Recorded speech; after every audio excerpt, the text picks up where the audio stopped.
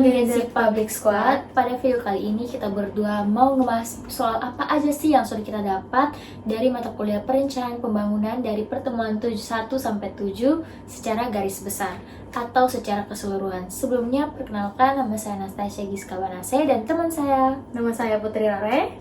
Hari ini kita bakal obrolin dari materi pertama yaitu sejarah sampai dengan otonomi daerah. Langsung saja kita menuju pada sejarah perkembangan atau sejarah awal perencanaan pembangunan. Bayangin deh teman-teman, pada tahun 1947, pada saat kita baru merdeka, Muhammad Hatta membentuk panitia pemikir siasat ekonomi buat memikirkan apa saja sih strategi ekonomi nasional. Terus pada tahun 1952, ada Biro Perancang Negara di bawah asuhan Juanda. Pasca dekret Presiden 1959, Depernas lahir dengan Muhammad Yamin sebagai ketua. Dan pada tahun 1963 via penetapan Presiden nomor 12 Bappenas resmi berdiri. Keren ya, jadi Bappenas itu kayak pusat otak perencanaannya ya. Jadi di Orde Baru pada tahun 1996 sampai 1998 itu mereka bikin repelita. Terus kemudian koordinasi kebijakan fiskal sampai rancang APBN sentralisasi banget ya. Betul Putri, era itu teknokrasi kuat, Bappenas itu jadi simbol utama. Tetapi pada reformasi tahun 1959 sampai 2004 itu bikin perubahan besar. Undang-Undang nomor 17 tahun 2003 dipindahkan anggaran ke Kemenkeu dan juga DPR.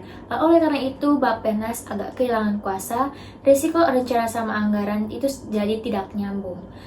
Dan untungnya ada Undang-Undang nomor 25 tahun 2004 soal SPPN yang bikin Bappenas jadi think tank dengan hierarki RPJP 20 tahun dan RPJM 5 tahun dan RKP tahunan.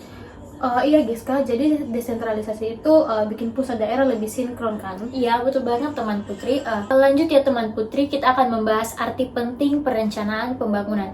Nah, kenapa sih perencanaan pembangunan ini sangat krusial? Yang pertama, menyatukan arah semua pihak biar ego sektoral atau fragmentasi.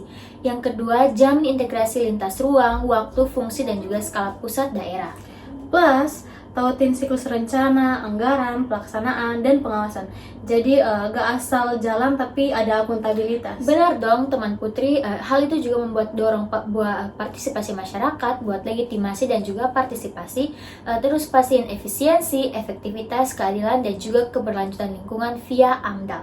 Tata ruang dari Undang-Undang nomor 4 tahun 1982 dan Undang-Undang nomor 23 tahun 1987. Bayangin, tanpa hal ini pembangunan itu bisa berantakan, tidak adil, ataupun dapat merusak alam. Contohnya itu seperti tugas yang sudah diberikan kemarin ya, yaitu yang sudah teman Giska buat, contohnya itu di NTT, seperti studi kasus UMKM Lumer Kranci atau Dinas Perpustakaan, Perencanaan Lokal Bantu Atasi Kemiskinan, yaitu 20,14% tahun 2023. Nah ini sinkron sama nasional. Betul sekali teman Putri. Jadi tugas yang diberikan Pak itu juga memberikan manfaat ya buat kita. Ya. Jadi kita bisa mengetahui apa saja perencanaan bangunan yang sinkron dengan kabupaten kita atau provinsi kita sendiri. Teman Giska tahu nggak apa itu SPPD? Kalau saya pasti tahu ya teman Putri, tapi teman Putri bisa nggak jelaskan lebih kompleks kepada teman-teman yang akan menyaksikan video kita?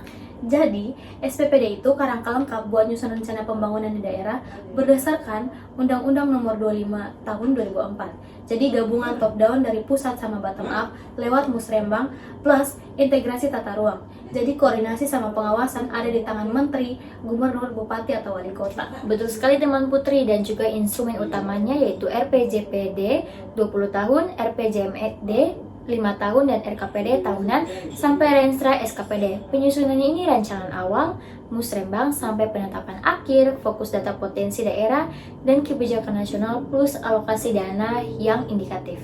Betul Giska, jadi daerah bisa bisa mandiri tetapi tetap selaras dengan SPPN nasional. Contoh yang tadi sudah saya jelaskan yaitu di NTT studi kasus Dinas Perpustakaan atau UMKM Lumer Kranci nunjukin gimana sih SPPD bantu atasi disparitas ekonomi dan IPM rendah yaitu 68,45. Betul sekali teman Putih. Jadi musremang itu kunci dari partisipasi ya teman-teman.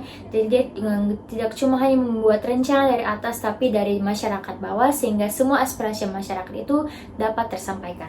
Nah, jadi otonomi daerah itu diatur di Undang-Undang Nomor 23 Tahun 2014, yang dimana itu kasih kewenangan penuh ke pemerintah daerah buat kelola pembangunan berdasarkan potensi lokal, asal sinkron sama RPJMN atau RPJMD provinsi dievaluasi kesesuaiannya. Betul sekali teman Putri. Dan juga gubernur itu koordinasi antar kabupaten atau kota, dan juga bupati dan wali kota itu memiliki lingkupnya sendiri.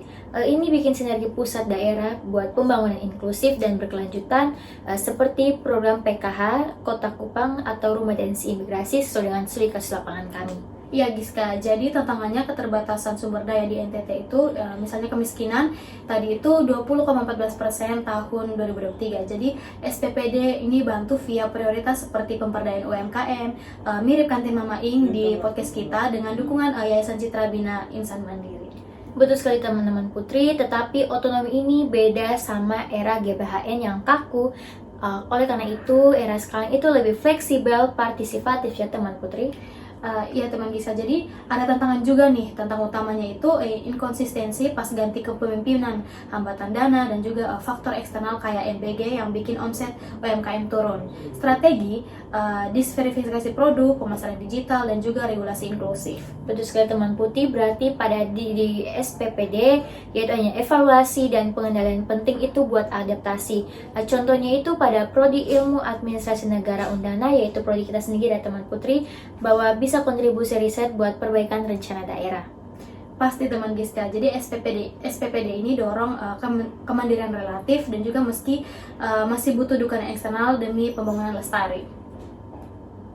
Intinya, SPPD dan otonomi daerah itu jadi fondasi pembangunan lokal yang kuat dan adil dan juga selaras dengan nasional.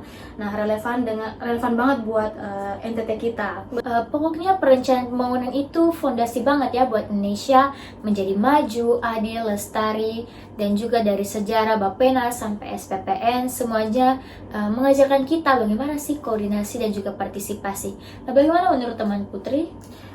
Menurut saya dengan mata kuliah perencanaan pembangunan ini itu membuat kita mendapat banyak pengalaman dengan tugas yang sudah diberikan Pak Syukur itu, kebanyakannya tugas turun lapangan ya. Betul ya. Kebanyakan tugas turun lapangan. Nah, dari semester 1 sampai semester 5 pertama kali ini kita tugasnya wawancara. Betul teman-teman, ini merupakan pertama kali kita turun lapangan, jadi ya pasti ada rasa gugup, takut, tapi ya seperti yang tadi kami sudah bilang bahwa ada pun manfaatnya. Jadi bukan hanya sekedar turun lapangan saja, tetapi juga memberikan banyak manfaat. Walaupun dalam perjalanannya, dalam melakukan wawancara itu kami sering merasa gugup, takut untuk berbicara dengan narasumber. Tetapi kami mulai belajar bagaimana cara berkomunikasi dengan narasumber, bagaimana cara membangun komunikasi yang baik dengan para narasumber. Jadi pokoknya tugas dari Pak Syukur dengan materi-materi yang Pak Syukur bilang itu sangat berguna sekali untuk kita, karena kita dapat mengetahui langsung, kita dapat turun secara studi lapangan, jadi kita bisa mengetahui bahwa apa yang kita dapat di ruang kelas itu juga dilakukan oleh masyarakat maupun pemerintahan, ASN pada dinas-dinas mereka ya teman Putri. Ya teman Giska. Baik teman-teman, sekian dari resum kami mengenai materi yang sudah dijelaskan oleh Pak Syukur dari materi pertemuan pertama sampai ke-7. Kami mohon maaf apabila terdapat kesalahan kata dan juga terdapat salah penjelasan dalam video kami kali ini. Sampai jumpa teman-teman. Dadah.